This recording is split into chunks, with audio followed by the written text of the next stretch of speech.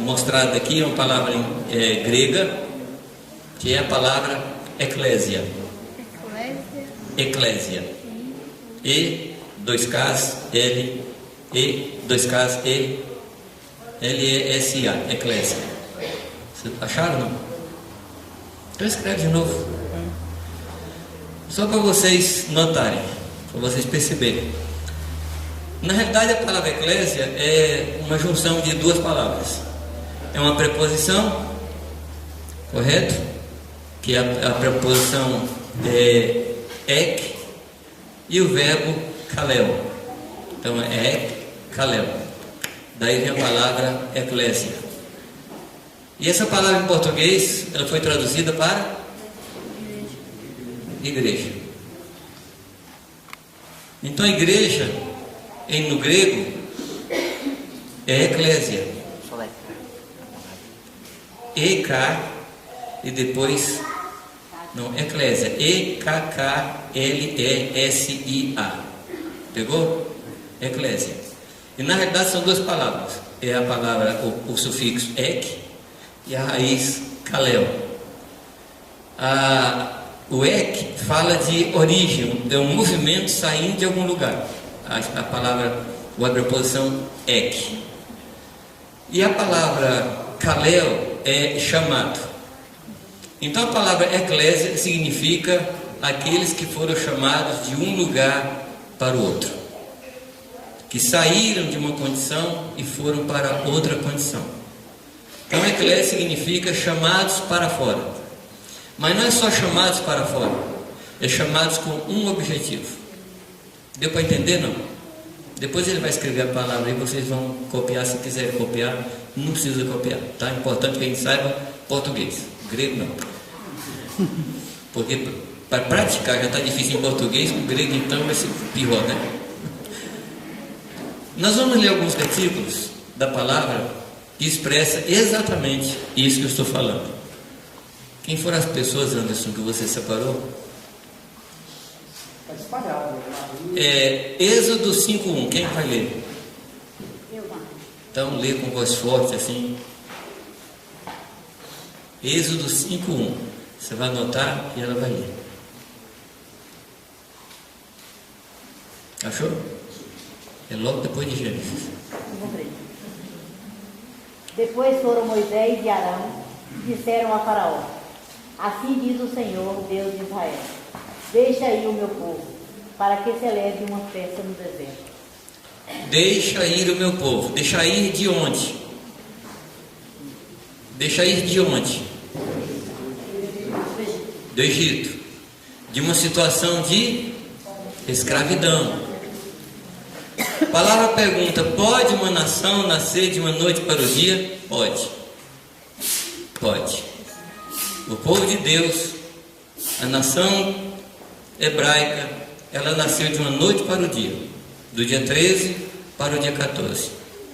Dormiram escravos e acordaram uma nação. Dormiram sob o jugo de Faraó e acordaram no reino de Deus. Eles foram chamados de um lugar para outro. Mas quando Deus fala para Moisés falar com Faraó, ele diz: deixa o meu povo ir para fazer o quê? O que é que diz o texto aí? Para que me celebre. Para que me celebre. Então a igreja não é só chamada para sair do Egito, ela é chamada para celebrar. Amém? Então o chamado da igreja é para celebrar. No Egito não dá para celebrar. Amém? O próximo texto, o versículo 3, capítulo 5, 3. Quem é que vai ler? Então eles disseram: o Deus dos Hebreus nos encontrou. Portanto, deixa-nos agora ir, caminho de 3 dias ao deserto, para que ofereçamos sacrifícios ao Senhor, e Ele não venha sobre nós com pestilência e com espada. Se no primeiro versículo fala: deixa o meu povo ir para que me celebre, nesse versículo fala o quê? Para que ofereçamos sacrifício. Todas essas ideias estão no Novo Testamento, porque a igreja de Deus é casa espiritual levantada para oferecer sacrifícios agradáveis ao Senhor. Amém, amados? O que é que eu estou fazendo aqui? Eu estou mostrando a vocês qual é a identidade da igreja e qual é o serviço da igreja. Versículo 16, o que é que diz? 7:16, capítulo 7, versículo 16. Capítulo 5, 16. O Senhor Deus dos Hebreus me enviou a ti para te dizer: deixa ir o meu povo para que me sirva no deserto. É 7,16? 7,16, não 5,16. Para que me sirva. Sirva onde, amados? No deserto. Vocês lembram do que eu comentei ontem à noite sobre o deserto? Mudou o conceito sobre o deserto? Não. Mudou o conceito? Quem pensa assim, eu estou num deserto, estou numa situação muito difícil. Pois bem, eu comentei ontem com os irmãos que foi no deserto que Deus se revelou ao povo. Onde é que tinha a coluna de fogo, amados, à noite? Onde é que tinha a nuvem de glória do Senhor? Onde é que o sapato não acabou? Onde é que a roupa não se puiu? Onde é que o pão veio? Onde é que a rocha brotou água? Onde é que a lei foi revelada? Onde é que o povo, onde é que Deus cuidava do povo como um pai cuida do seu filho? Então o deserto é o lugar do encontro com Deus, e não lugar de se lamentar. Amém? Então quando você falar deserto, faz uma festa e não se lamente, porque é o lugar do encontro com Deus. Amém? Capítulo 8, versículo 1. Depois disse o Senhor a Moisés: chega-te a Faraó e diz-lhe: assim diz o Senhor, deixa aí o meu povo para que me sirva. Deixa aí para que ele me sirva. Sair do Egito para poder servir. Amém, amados? Não é sair do Egito para ficar sem fazer nada.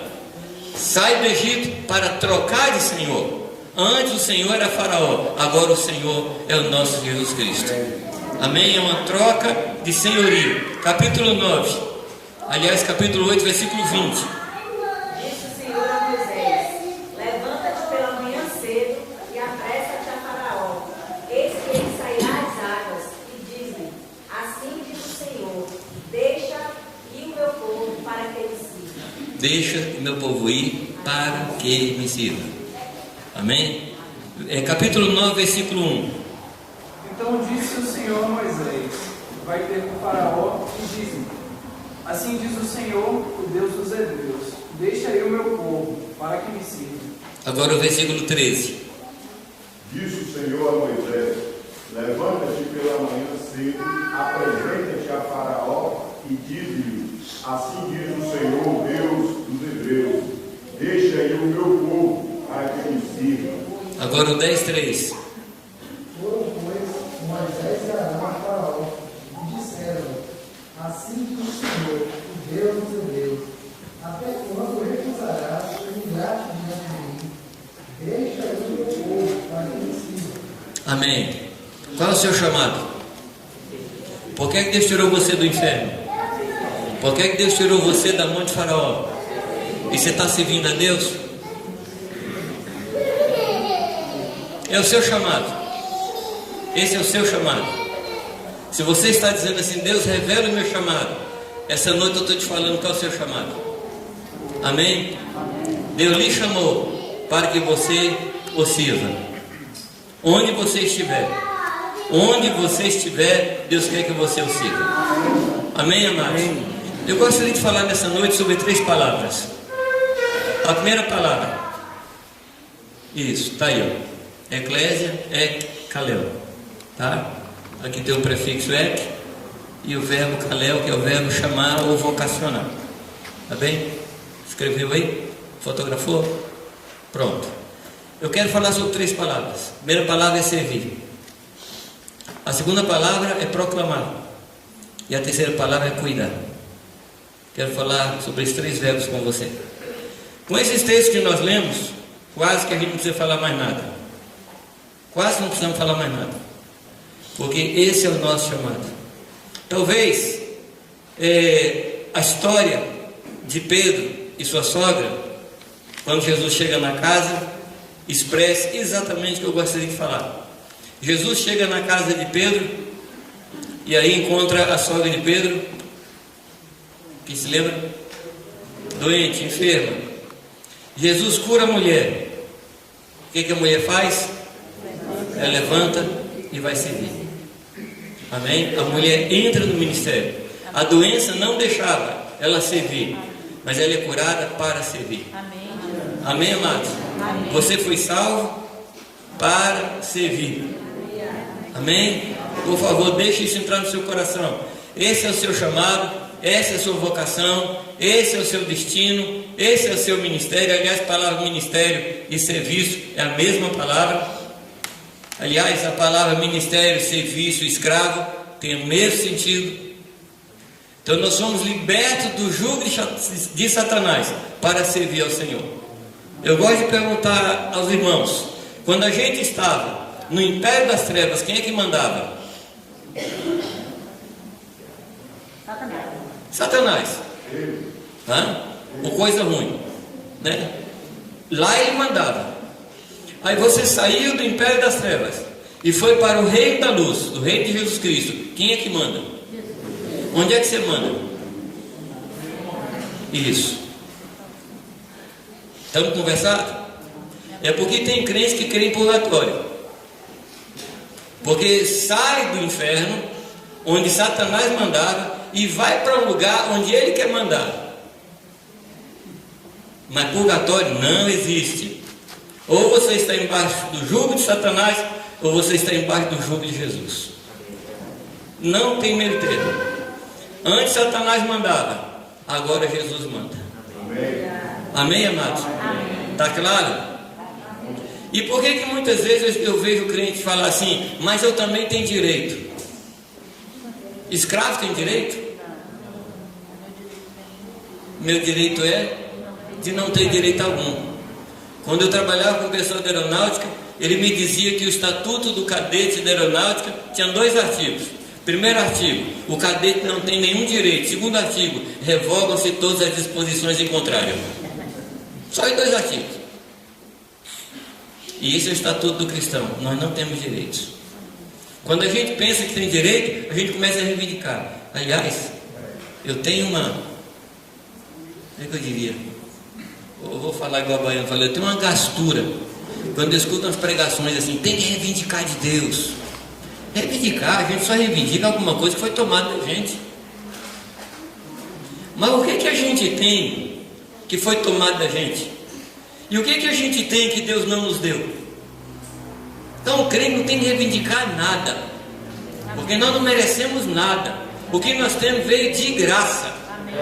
Amém, amados? Esse negócio de direito, misericórdia. Eu tenho ouvido umas pregações assim, que você tem que chegar de Deus e reivindicar. Que é isso? Sai dessa. Chega lá no governador, lá, chega no comandante da polícia militar aqui, chega diante dele e faz isso para você ver. Se você não vai ser trancafiado logo. E fazer isso com Deus? De jeito nenhum. Nós não temos direito. O nosso direito, se por acaso nós o tivemos algum dia, foi cravado na cruz. Porque escravo não tem direito. Escravo não tem direito. O escravo tem o dever de servir ao Senhor. Porque nós não somos de nós mesmos. Nós somos propriedades exclusivas do Senhor. Eu tenho dito a pessoas que falam muito de justiça. Eu digo assim, o ato de justiça mais profundo que você pode fazer é devolver-se ao Senhor. Porque Deus fez você, Deus comprou você e você não tem direito sobre sua própria vida. Então nós temos que nos entregar ao Senhor para fazer somente a vontade dele. Amém, amados? É só isso que nós temos que fazer. Qual é o padrão? A vida de Jesus Cristo, que sendo Deus, sendo o Senhor sobre todas as coisas, veio até nós, assumiu uma forma de homem. Como homem, ele foi servo, ele foi escravo e foi obediente até a morte e morte de cruz. Amém, amados? E o conselho de Paulo, a instrução de Paulo é que nós devemos ter essa mesma atitude de Jesus Cristo, sendo servos humildes, colocando sobre o Senhor todo o direito e sobre nós todo o dever. E nós, amados, devemos considerar os nossos irmãos como superiores nossos. Então, servir a Deus, servindo aos irmãos. Nós estamos aqui para servir. E servir a quem, amados? Servir ao Senhor Jesus. Mas eu pergunto, onde é que está Jesus hoje? Olha do lado que você vê Ele. Olha do lado que você vê Jesus. Amém. Você tem que servir Jesus nessa pessoa que está do seu lado. Aleluia. Amém? A palavra diz que nós precisamos considerar os outros superiores a nós. Ou seja, a pessoa é superior a mim, na sua opinião, no seu jeito de ser, a sua maneira de falar, ela é melhor do que eu. Aleluia. Obrigado, Luiz. Pelo menos você está comigo. Sabe o que acontece? Às vezes fala assim, não, eu sou o menor dos servos. Mas isso, amados, é só fachada. É só fachada. Mas nós precisamos viver isso de verdade. Amém. Se a pessoa é superior a você, a opinião dela é melhor do que a sua. Sim ou não? O que ela ensina é melhor do que o que você ensina. O que ela prega é melhor do que você prega. Ou não é? Ele fala assim, bom, eu não sou melhor, mas também não sou pior. Aí a coisa fica feia. A coisa fica feia. Paulo, olhando para si mesmo, ele dizia que ele era o maior pecador, ou o pior pecador. É assim que ele olhava para si e pensava. Hebreus capítulo 10, verso 5 diz assim, amados: por isso, ao entrar no mundo, falando de Jesus, aí pode desligar, Éder. Por isso, ao entrar no mundo de sacrifício e oferta, não quisestes, antes um corpo me formastes, não te deleitastes com holocaustos e ofertas pelo pecado. Então eu disse, eis aqui estou lendo Hebreus 10, agora o versículo 7, eis aqui estou, no rolo do livro está escrito a meu respeito, para fazer, ó Deus, a tua vontade. Quem está falando isso, amados? É o Senhor Jesus. E ele diz que ele está aqui para fazer a vontade do Pai. Depois de dizer, como acima, sacrifícios e ofertas, não quiseste nem holocaustos e oblações pelo pecado, nem com isso deleitastes, coisas que se oferecem segundo a lei. Então acrescentou, e aí ele fala de novo, eis aqui estou para fazer, ó Deus, a tua vontade. Podemos falar a mesma coisa, amados? Senhor, estamos aqui para fazer a tua vontade. Não a minha vontade, Senhor, mas a tua vontade. Você tem uma ideia clara do que é a cruz? Você tem ideia do que é a cruz? Às vezes a gente relaciona a cruz com pessoas, com trabalho, mas não é isso não. Não, eu tenho um filho que é uma cruz, eu tenho uma mãe que é uma cruz, eu tenho um marido que é uma cruz, eu tenho esposa que é uma cruz, eu tenho só que é uma cruz. Não, não é nada disso. Cruz, amados, é onde duas vontades se encontram. A minha vontade e a vontade de Deus. E duas vontades, aqui de novo, princípiozinho de física. Duas vontades não subsistem no mesmo lugar, no mesmo espaço, no mesmo tempo. Uma das vontades tem que morrer. Ou a minha, ou a de Deus. Duas vontades não subsistem. E é aí que a cruz opera. Amém? É aí que a cruz opera. A cruz opera na nossa vontade. Você tem ideia qual foi o momento que Jesus morreu? Qual foi o momento que ele entregou sua vida ao Pai? Teve um momento, não confunda não, tá? Teve um momento que ele entregou o Espírito. Mas onde foi que ele entregou a vida? Lá no Getsemane. E ele falou, se for possível, passe de mim esse cálice. Contudo, não seja feita a minha vontade, mas a tua vontade. Ele morreu ali no Getsemane. E eu estava lendo um livro de um médico legista que fez uma análise, examinou, fez uma pesquisa sobre o que o corpo humano sofre numa condição daquela que Jesus passou. Ele analisa todos os relatos bíblicos e você se lembra que diz que ele suava gotas? Não, gotas como de sangue, o texto diz. Como de sangue. Ele diz que naquela hora todos os vasos do corpo de Jesus explodiram porque a pressão subiu muito. Ele sofreu uma síncope. Ou seja, Jesus fisicamente ele morre ali, mas como ele era Deus, dono e autor da vida, ele não deixa o seu corpo sucumbir ali. Ele leva o seu corpo até a cruz, mas ele morre no Getsemane. E ele entrega o seu espírito na cruz. Mas também a palavra diz, amados, que por amor de vós eu sou entregue à morte todo dia, ou o dia todo. Amém, amados? O que é cruz? É quando duas vontades se chocam, a minha e a do Senhor. E eu pergunto a vocês, quando é que ocorre isso na minha vida? Quando é que ocorre isso na minha vida? Quando é que ocorre isso na sua vida? Praticamente todo dia. Praticamente todo dia. E é todo dia que nós temos que nos crucificar. E é todo dia que nós temos que crucificar a nossa vontade. Amém, amados? Por amor do Senhor, nós somos entregues à morte todo dia e o dia todo. Porque todo dia nós tomamos uma decisão de a vontade do Senhor se cumprir e não a minha vontade. Amém, amados? Há um cântico muito antigo, eu gosto muito dele. Não sei se vocês conhecem, Rude Cruz se dirigiu. Sim, eu amo a mensagem da cruz. Lembra desse cântico? Maravilhoso, maravilhoso. Mas só pode cantar esse cântico que fala do amor à cruz quem passou por ela. Porque quando você passa pela cruz e você olha o resultado disso na sua vida, você diz bendita cruz. Você vai dizer como Paulo, eu me glorio na cruz.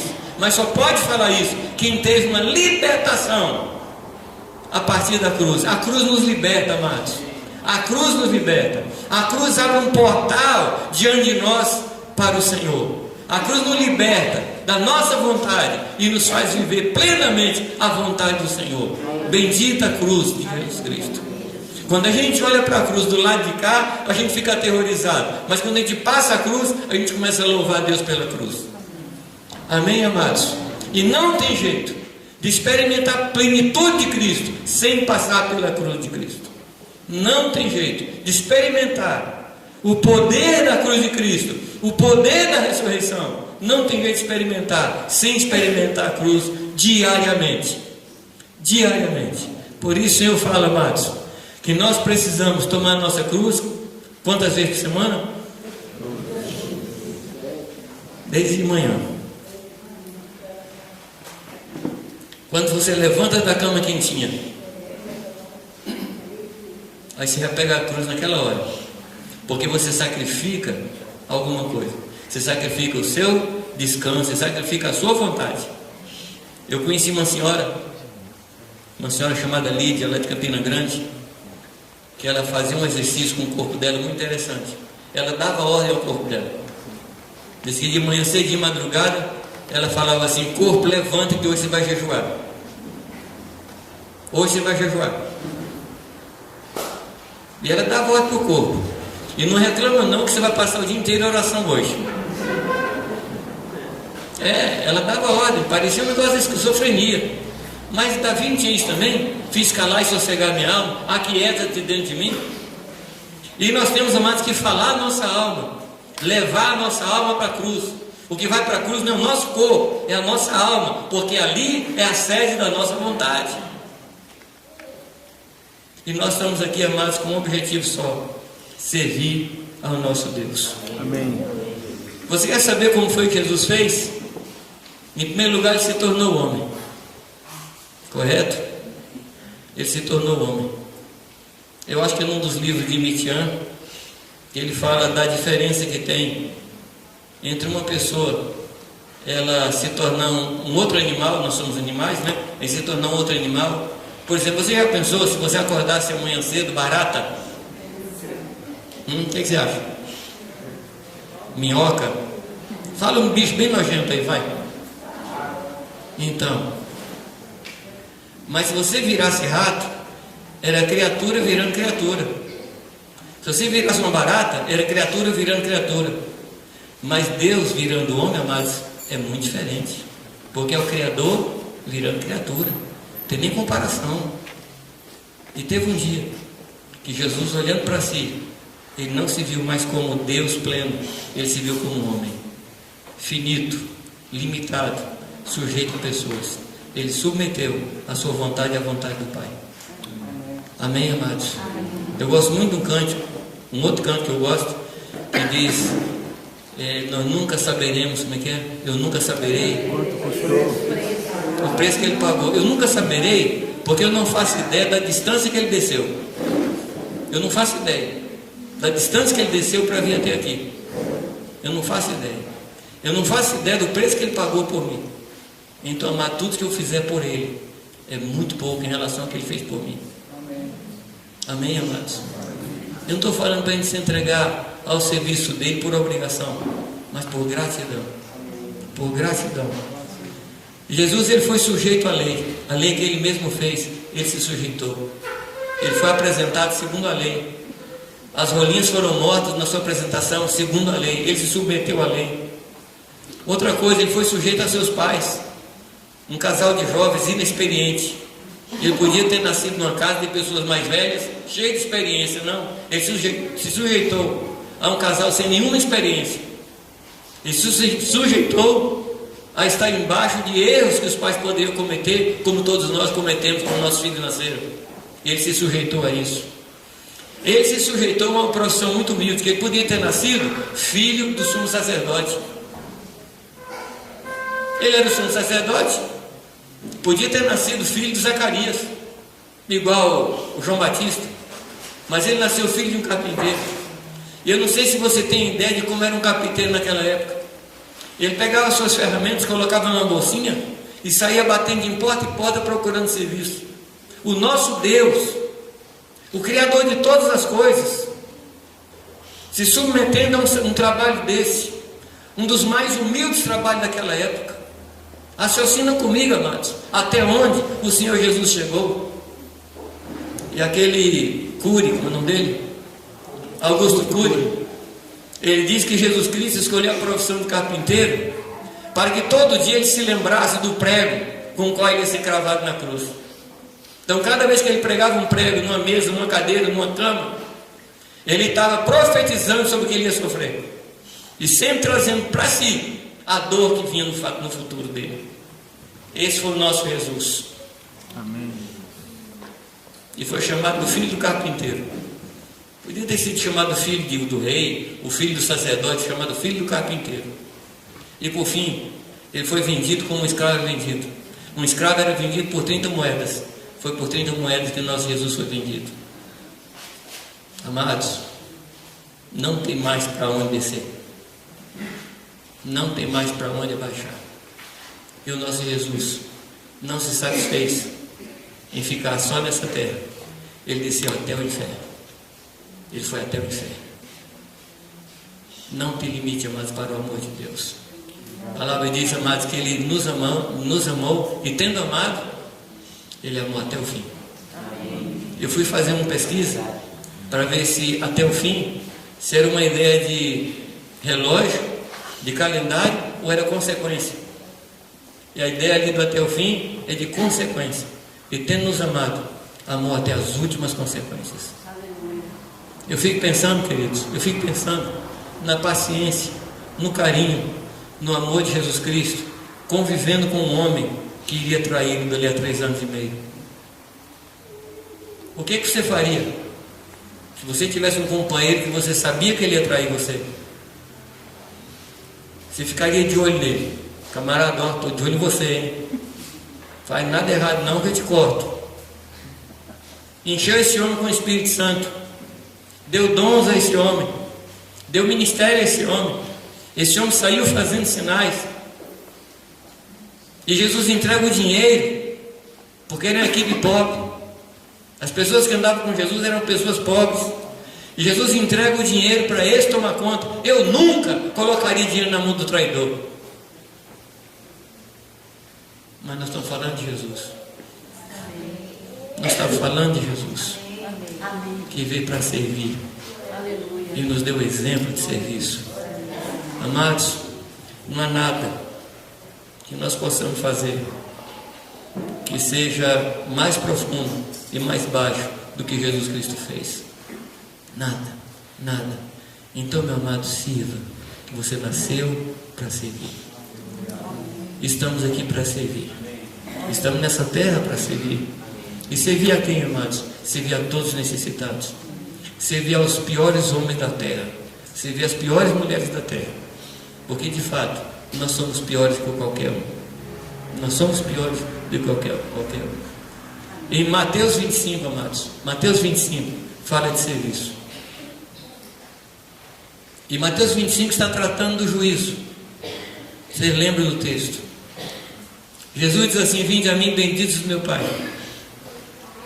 E ele explica por que ele fala isso. Você lembra, não? Porque eu tive fome e eu tive sede, eu estive nu, eu estive preso. E aí o discípulo pergunta: Senhor, quando foi que te vimos nu, com sede, com fome e preso? Quando foi? O que Jesus responde, amados?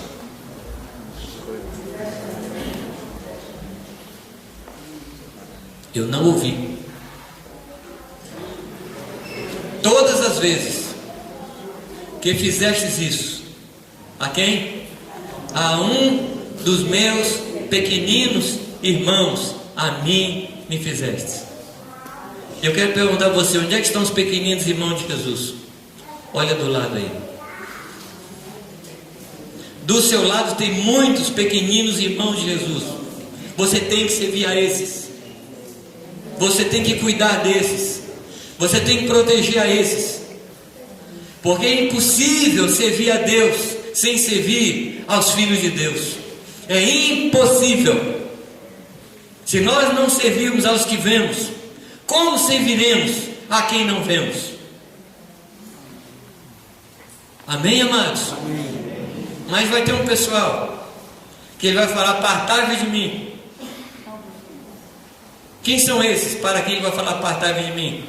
São aqueles que não serviram aos pequenos irmãos de Jesus. Meu irmão, não se negue ao serviço dos irmãos.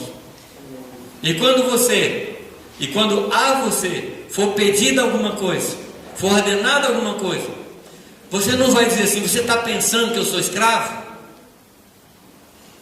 A pessoa vai falar para você: não estou pensando, você é. Gente, como a gente gosta de declamar poesia na oração. Meu Deus, eu sou teu servo, eu vou fazer tudo, mas na hora do vamos ver. É impressionante, amados. É impressionante como nós temos um discurso fora da nossa realidade. É impressionante como a gente não gosta de servir. É porque a gente veio do inferno, amados. E a natureza do inferno não permite que nós sirvamos. Mas nós já temos em nós a natureza divina que combate a natureza caída. Já temos em nós. E nós não precisamos conviver, nós não precisamos deixar essa natureza pecaminosa nos dominar, porque nós já temos libertação dela. A palavra diz, amados, que aqueles que estão em Cristo, o pecado já não tem domínio sobre eles. E qual o pecado? Falta de humildade, falta de desejo de servir. Eu gosto de lembrar os irmãos como a gente muitas vezes é incoerente. No meio do povo, nas reuniões, alguém pede água para a gente, o que a gente fala para a pessoa? Com gelo ou sem gelo? E lá em casa, como é que é? Fulano, pode trazer água para mim? Você não tem mão, você não tem pé, não vai buscar, seu folgado. Eu não sei se acontece na sua casa, mas eu não sei, mas se existe um lugar onde nós mais aprendemos a vida de Cristo e a servir mais do que na nossa casa. É ali, amados, que nós precisamos ser servos. Sabe, amados, um homem cheio do Espírito Santo, uma mulher cheia do Espírito Santo, nunca vai falar primeiro eu. Vai falar para trabalhar. Primeiro eu vou varrer. Primeiro eu vou lavar os pratos. Primeiro eu vou arrumar a cama. Primeiro eu, vou levar o lixo lá fora. Primeiro eu. Mas nunca primeiro eu para levar alguma vantagem. Amado, nós estamos falando de vida de Cristo. Amém. Nós estamos falando de vida de Cristo. Aleluia. Não foi sem motivo que quando os discípulos de João chegaram para Jesus e falaram assim: onde é que o senhor mora? Jesus falou o quê? Venha e veja. Vem ver o que, amado? Como ele vivia dentro da sua casa. Como é que era a casa dele? Como é que era o comportamento dele com seus irmãos? Eu não consigo imaginar Maria dando morde para Jesus e Jesus falando, já vou, e fica meia hora sem obedecer. Não imagino isso. Você consegue imaginar, não? Os irmãos de Jesus, que ele era o mais velho, né? Aprontando com ele, ele falou assim: eu não sou mais irmão de vocês. Não consigo imaginar Jesus fazendo isso. Mas eu consigo ver um Jesus servindo a seus irmãos dentro de casa, se preparando para o ministério. Ele se prepara há 30 anos para servir 3. 30 anos para se preparar, dentro de casa. Tem muito jovem, tem muita jovem que quer ter ministério. Mas eu quero dizer a você que o ministério já está em você. Você tem que começar dentro de casa. Amém. Levantou de manhã, arruma a cama. Glória a Deus. Amém. Jesus. Palavra de Deus, não? Amém. Você está achando que isso não é espiritual? Eu posso provar a você que é espiritual. Qual foi o dia mais glorioso da face da terra até hoje? Qual foi o dia mais fantástico da história da humanidade até hoje? Qual foi o dia mais espetacular que já existiu até hoje? Conta para mim. O dia da ressurreição. Mas Jesus ressuscita e dobra o lençol. Quando o povo chega, o lençol está dobrado lá na beirada da cama lá. Se dobrar o lençol não fosse importante, de ressurreição, ele mandava os anjos dobrar. Fala, Deus. É que a gente acha que tem coisas espirituais e coisas profanas. E como nós somos sacerdotes do Senhor, nós nos ocupamos só com coisas espirituais. Mas nós somos servos. Nós somos servos. E nós vamos cuidar dos pequeninos irmãos de Jesus, que inclui meus irmãos naturais, minha mãe, meu pai, as pessoas dentro da minha casa. Você está falando amém para eu parar? Ou amém concordando? Me avisa aí para eu saber direitinho para onde eu vou. Você nasceu para servir. Eu nasci para servir. Eu só posso cumprir meu ministério servindo os pequeninos irmãos de Jesus Cristo. Amém? Todas as vezes que fizestes isso a um dos meus pequeninos irmãos, a mim me fizestes. A segunda coisa, nós estamos aqui para proclamar. Amém? Nós não temos outro motivo para viver senão para proclamar o nome do Senhor Jesus Cristo. Hoje de manhã nós falamos que nós somos nação santa, geração eleita, povo de propriedade exclusiva do Senhor, para proclamarmos as virtudes daquele que nos chamou das trevas para a sua maravilhosa luz. Nós temos 2 tipos de proclamação. Uma proclamação é proclamar as coisas que o Senhor faz. Deixa eu perguntar aqui, alguém aqui recebeu alguma bênção de Deus nesse ano aqui? Nesse ano agora, 2018? Dá para contar? Dá para contar, não? Foram várias. Uma só, uma minha. Estava orando por uma viagem. Não tinha condições de acontecer. Deus deu providência. Estava orando pela cura de problema de saúde da minha mãe e aconteceu comigo. Amém. Amém. E hoje à noite também vai acontecer, não vai? Amém. Vai acontecer ou não? Nós temos um Deus vivo. Amém? Então isso fala de anunciar as obras de Deus. E a palavra fala para anunciar as suas obras. Mas assim, sem desvalorizar isso aqui, mas você vai encontrar pessoas que não temem a Deus, que são bêbadas, são devassas. Ela vai dar algum testemunho do que Deus fez na vida de algum parente crente. Não, Eu creio nesse negócio também de crente, porque minha mãe também, meu pai, meu avô, você vai escutar testemunho do que Deus faz, até dentro das penitenciárias. Nós temos que falar do que Deus faz, mas aqui nós temos um nível maior, é falar do que Deus é, falar das virtudes do Senhor. Para falar do que Deus faz, qualquer um pode falar, mas para falar das virtudes, nós temos que conviver com Ele, porque virtude fala do caráter dele, fala de características do Senhor. Eu queria que você citasse para mim alguma característica de Deus que lhe encanta, que lhe atrai, que lhe surpreende. Fala alguma coisa de Deus. Quem é Deus para você? Pai. Hã? Pai. Pai. Pai amoroso. Fiel. Será? Hã? Simples. Ele é simples. Que mais? Conselheiro. Maravilhoso conselheiro. Isso. Será que nós não temos, amados, de falar para as pessoas essas coisas? Há uma história na Bíblia até engraçada. Jesus chega para um cego e cura o cego, lembra não? Aí esse rapaz está lá no templo e os fariseus não se conformam que ele tenha sido curado. Porque enquanto o homem estava cego, eles estavam tranquilos da vida. É um negócio estranho, né? Enquanto ele estava cego, ninguém mexia com a vida dele. O homem viu e falou: não está certo esse negócio não. Aí chama o cego, faz uma CPI. Escuta, o que aconteceu com você? Porque ainda a medicina não cura cego.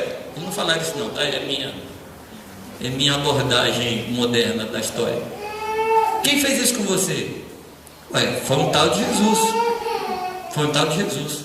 Não, mas você era cego mesmo desde nascença? Não, eu era cego desde nascença.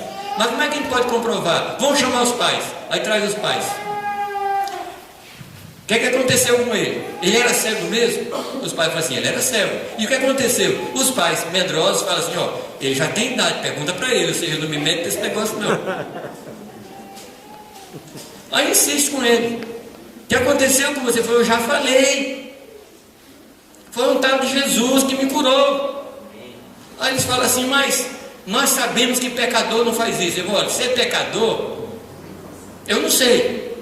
Agora uma coisa eu sei. Eu era cego. E agora eu vejo. E continuam perguntando para ele. Aí ele parece que perde as estribeiras, né? E fala, vocês estão me perguntando porque vocês querem ser discípulo dele? Aí eles ficam chateados, falam, o discípulo dele é você.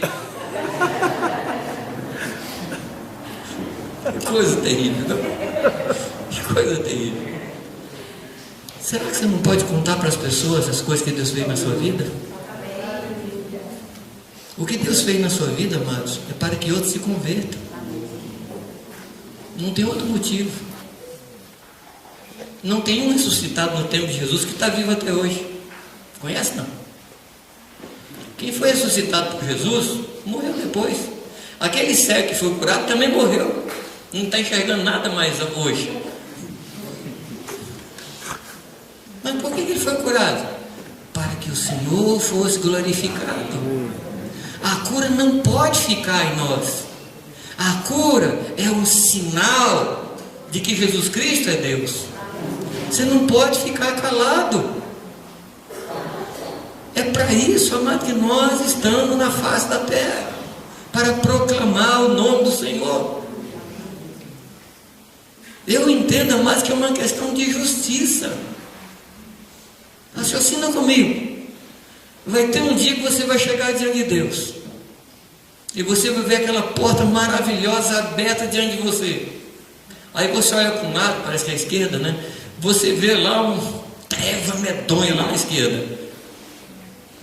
E tudo quanto é pessoa indo para lá. E você olha lá no meio, você vê aquela moça que lhe atendeu na padaria.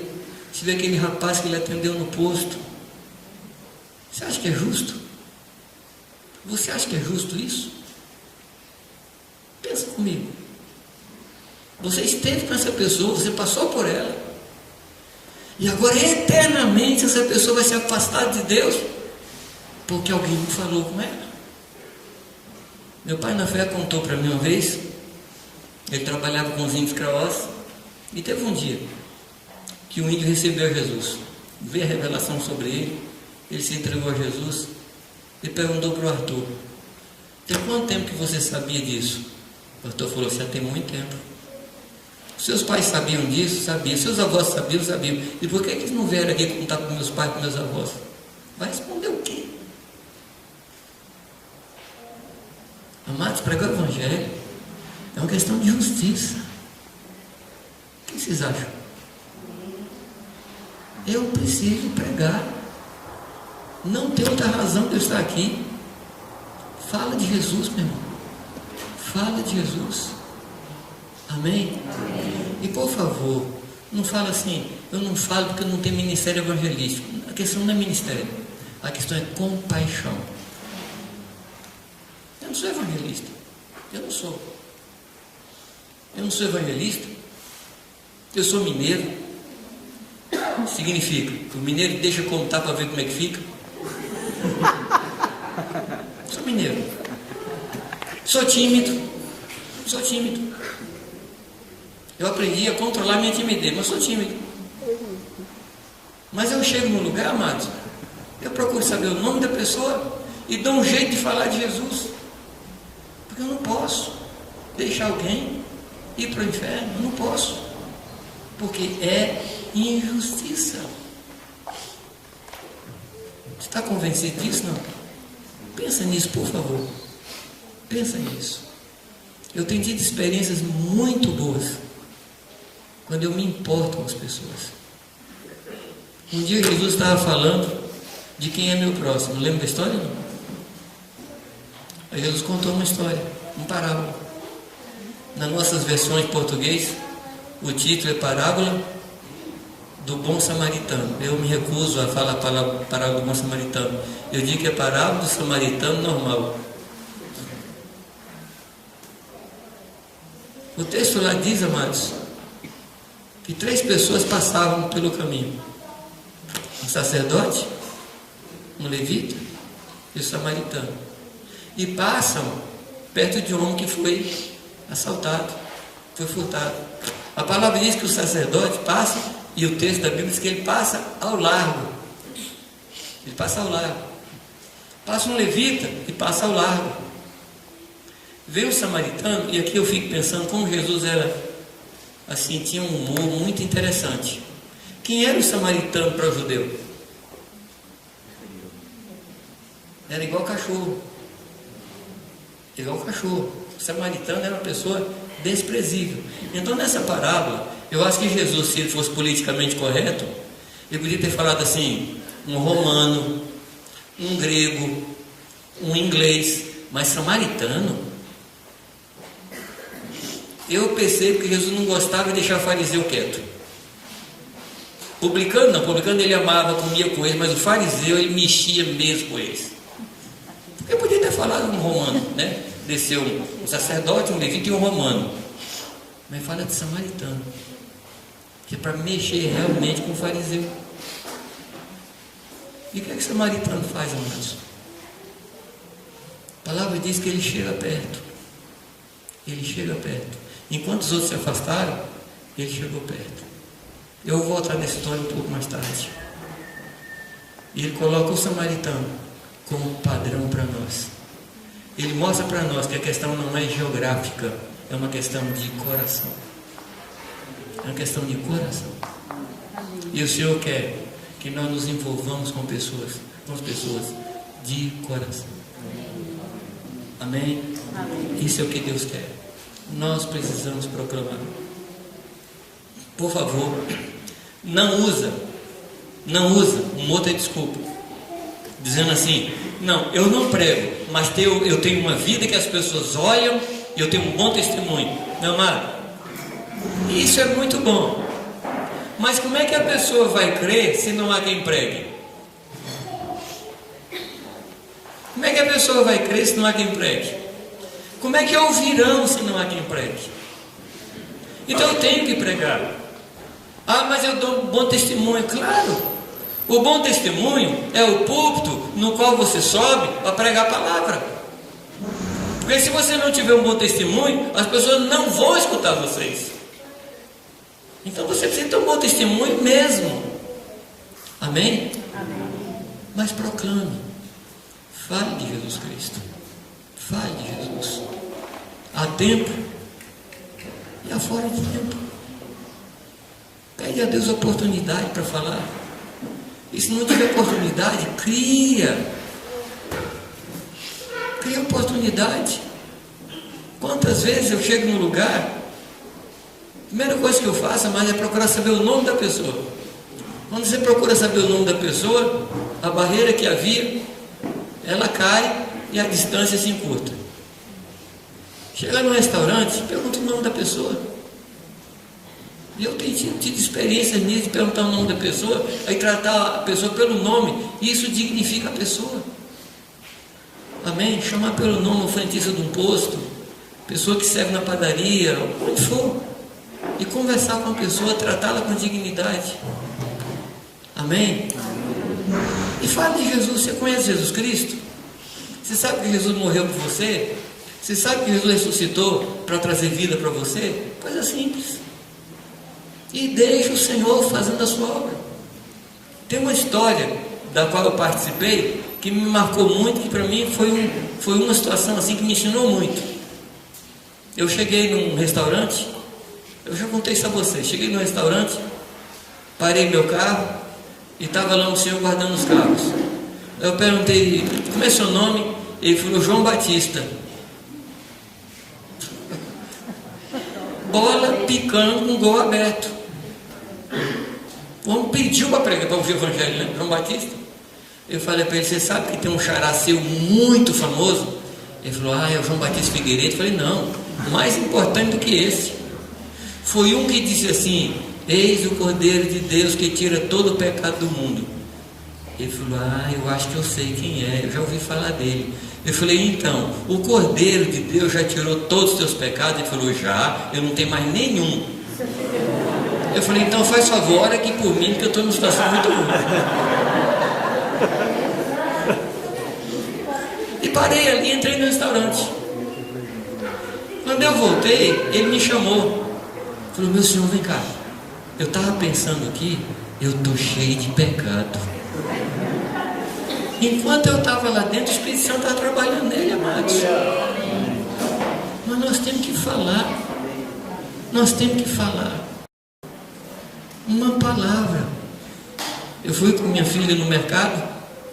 Estava o guardinha lá na porta do mercado. E aquele breu no céu. Ia descer uma chuva muito grande. E chuva é um bom assunto para começar qualquer conversa, né? Ou a falta de chuva, ou muita chuva, né? Você começa qualquer conversa, né? Parece que vai chover, vai. Ele falou, vai chover sim. Então, até que hora você fica aí? Ele falou, não, eu tenho que dobrar. Por que você tem que dobrar? Você está aqui desde de manhã. Aí ele falou, eu tenho que dobrar porque a minha filha arranjou um trabalho e ela não traz um tostão para casa e nós estamos com muito problema em casa. E foi abrindo a vida. Eu falei, meu Deus do céu. Eu estava entrando no shopping em Manaus com o Irani, estava um guardinha na porta. E eu perguntei para ele, como é que está o senhor? E quando você perguntar, pergunta e para ouvir. Porque quem fala, tudo bem, mas não para ouvir. Quando alguém perguntar a você, está tudo bem com você? Pergunta, você tem tempo para me ouvir? Mas eu perguntei para esse homem, olhando nos olhos dele, tudo bem com você? Ele falou, não, eu estou com uma dor de cabeça terrível aqui. Dá atenção para ele. Ele trabalhando com dor de cabeça o tempo todo, aquele barulho de shopping. Eu falei, vou orar por você. Pus a mão na cabeça dele, entrando no shopping, a pessoa passando para cá e para lá, estou nem aí. Eu não sei, eu não tenho notícia dele. Eu não sei se ele se converteu, mas uma semente ficou ali. Uma semente ficou ali. Você tem que proclamar. Amém? Você tem que proclamar. Diz assim, Senhor, estou aqui para proclamar e eu vou proclamar. Tá? Eu posso te dar umas ideias de como iniciar uma conversa. Dia frio. Pergunta para a pessoa, está bem frio hoje, né? Ele fala, está muito frio. Ele fala, mais frio é o coração sem Deus. Se ela fala, não, está bem quente, fala, mais quente é o inferno. Aí você vai por aí. Entendeu? Umas dicas aí para te ajudar a iniciar uma conversa assim boa. Tá bom?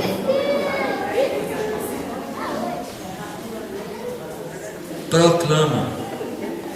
Proclama. Terceira coisa, cuidar. Você sabe qual é a maior igreja do Brasil hoje? Você sabe qual é a maior igreja do Brasil hoje? Não? É o povo desviado. É a maior igreja do Brasil hoje. É o povo que está fora. E a maior parte desse povo está fora porque não houve quem cuidasse deles. Não houve alguém que se aproximasse, trouxesse para perto, ensinasse a escritura, orasse, ensinasse a orar, ensinasse a buscar Deus.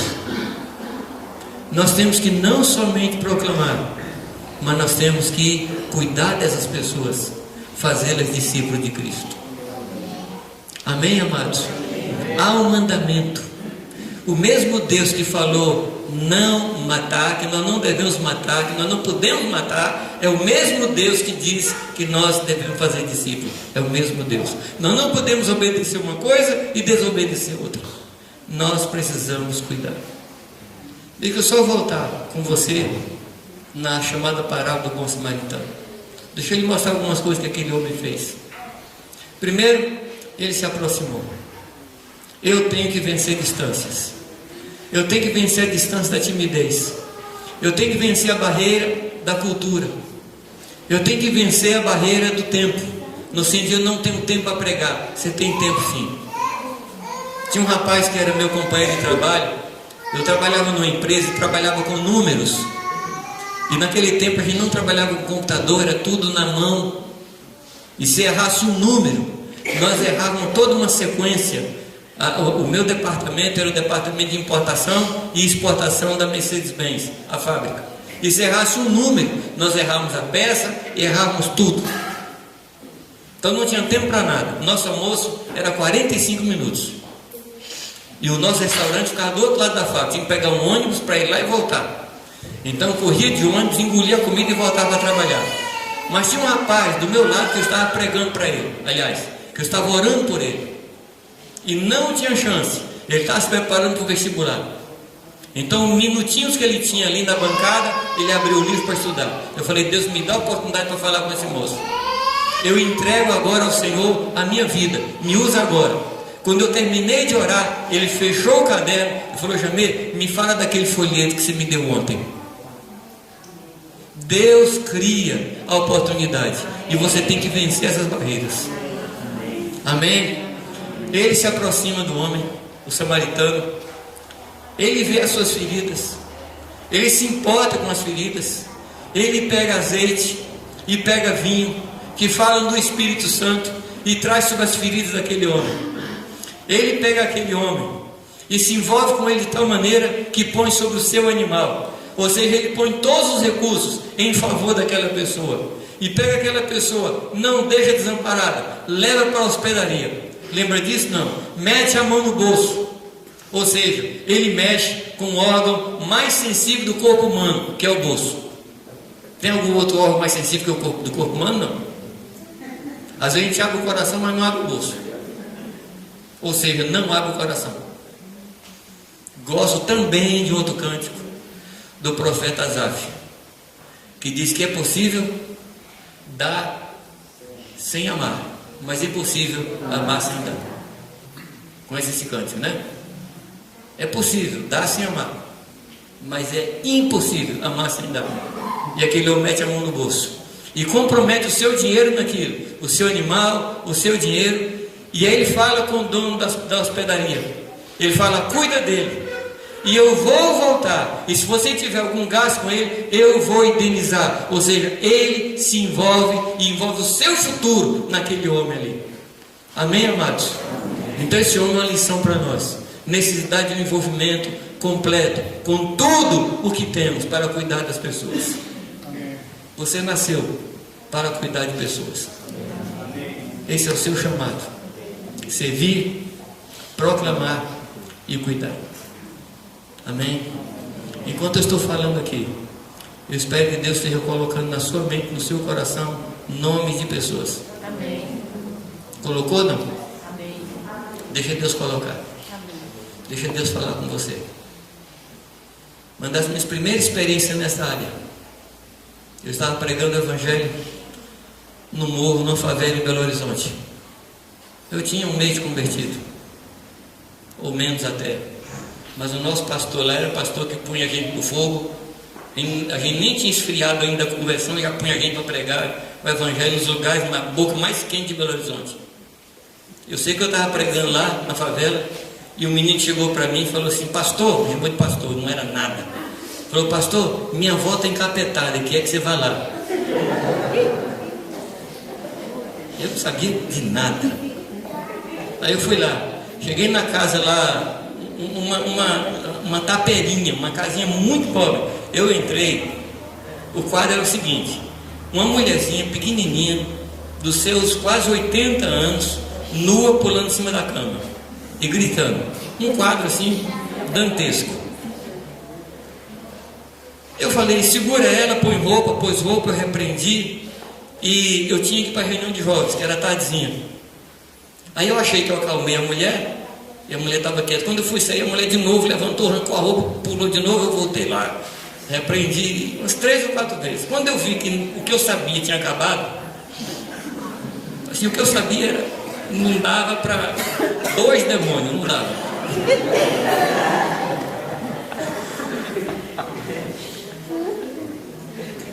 Peguei a mulher no colo, falei: põe roupa nela. Pôs a mulher no colo e disse a favela, e a molecada gritando atrás. Um espetáculo. Um espetáculo. Desci lá, cheguei no nosso salão, pôs a mulher no último banco. Aí fui lá chamar o pastor: pastor, tem uma mulher lá, vai lá, por favor. Ele falou: não, agora é hora de cultuar a Deus, não é hora de mexer com o demônio, não. Falei: como é que faz? Ele falou: vem aqui. Foi lá, falou para a mulher assim: fica quieta, em nome de Jesus. A mulher ficou quieta o culto inteiro. Aí terminou o culto, ele falou: vamos lá. E falou: está repreendida, em nome de Jesus, se liberta agora. A mulher levantou, liberta. Falei: Deus do céu, o que esse homem tem que eu não tenho? Dia seguinte eu estava trabalhando, e Deus falou comigo: vai lá visitar aquela mulher. Eu falei: Deus, eu estou trabalhando. Como é que eu vou sair do meu trabalho para visitar? O que eu falo com o chefe? Eu não sei como é que Deus faz com você, porque comigo Ele fala uma vez só. Comigo Deus não discute, fala assim: vai lá por causa disso, meu servo, me convém, meu servinho. Ele não fala nada disso comigo. Eu fiquei lá: Deus, me dá uma desculpa, faz alguma coisa. Aí eu dei uma ideia para Deus. Aprendi nunca a dar ideias para o Senhor. Eu falei: Deus, me dá assim uma dor, alguma coisa assim. Eu tenho desculpa. Eu não terminei de orar. Me atacou uma cólica hepática, que eu caí enrolado no chão. Nisso chegou o meu chefe. O que aconteceu, João? Eu falei: estou com uma dor terrível. Ele falou: vai cuidar disso aí.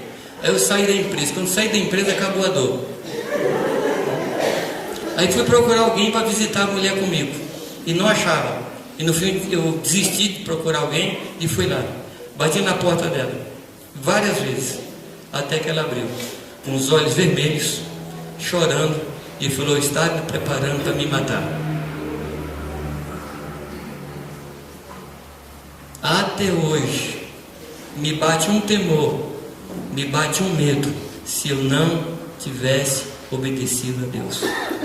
Como diz Irani, nós não fazemos ideia das consequências da nossa obediência, e nós não fazemos ideia das consequências da nossa desobediência.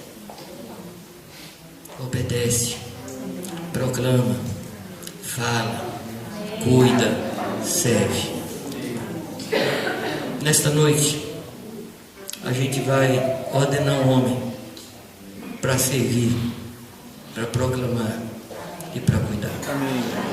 É isso que nós vamos fazer. Carlos.